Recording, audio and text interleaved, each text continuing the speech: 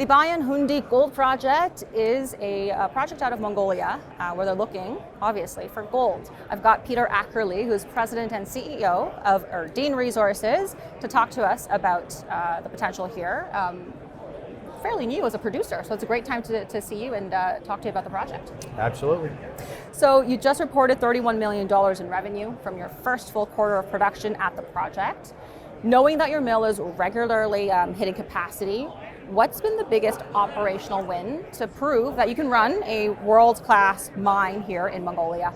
Okay, no, great. Happy to be here. During this first startup phase, we've dedicated about 6 months that we'll be operating at about 50% of production capacity. So we're not at commercial until we get into Q2 of 2026. The $30 million in revenue is based on a grade that's about half of what our projected grade would be.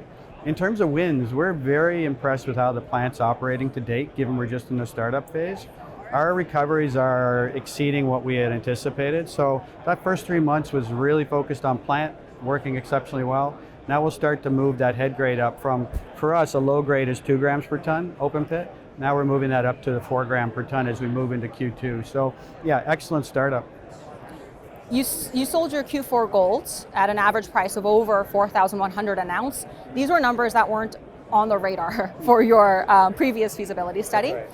How much does this windfall accelerate your plans to pay down debt and self-fund your 2026 exploration plans? Yeah, so when we developed a feasibility study for Bayan Khundii, the gold price used was $1,800. So today we're making a tremendous increase in the amount of cash flow that we're going to see. We're projecting at full production we'll generate over $200 million in free cash flow. It's a 50-50 joint venture, so 50% of that to our account. It's going to allow us to pay back the debt within about a 12-month period. So by the time we're at the end of 26, we should be debt-free. Your project is called an anchor for a much larger district, in your own words. I know you just finished over 5,000 meters of drilling at your targets called Dark Horse and Elton Arrow. Are these satellite pits meant to extend the life of your current mill, or will you be looking at a second standalone facility? Yeah, so a few answers in there, and maybe just to set the stage. We made a decision to build Bayan Khundii because it was very difficult to access the cash flow through equity offerings back in 2019-20. We knew we had a much larger district. The opportunity was there for a much larger operation. So today it is the foundation to generate the cash flow to explore these other areas like Dark Horse.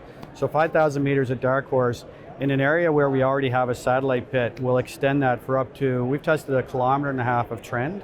So that is easily an extension, but can we do an expansion? I think that's the secret, because there's 6 years of reserve, but there's going to be well in excess of 10 years of extension. Our drilling will include west of the pit to the north at Dark Horse, and ideally come up with the volume to expand this to maybe double the capacity we see today.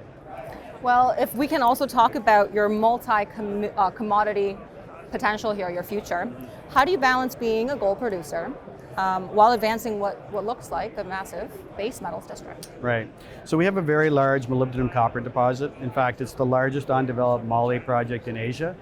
Molybdenum's trading at about $25 a pound, which gives you an in-situ value of $15 billion in that deposit. I think when you look at the question of whether you should be multi-commodity or not, for us it's about what can you make the most money on for our shareholders. And this project is a world-class asset that doesn't get much attention in the current valuation, market capitalization.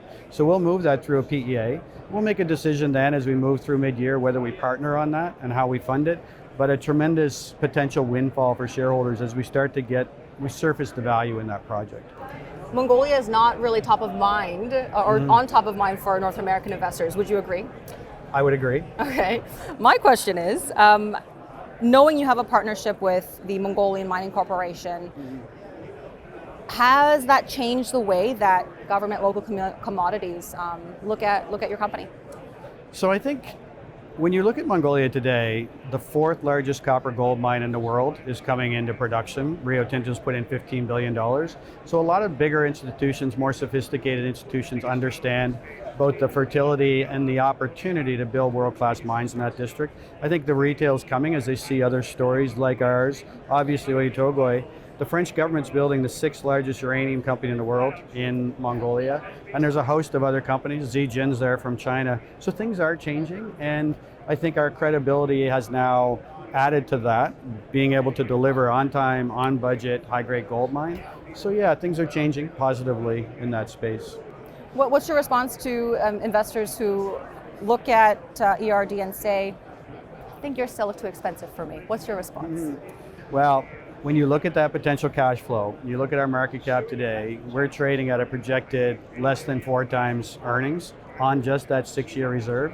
And I think we have the best new mining district discovery in Asia that we've seen in decades, and a cornerstone moly copper project. So I feel we're very much undervalued at this point.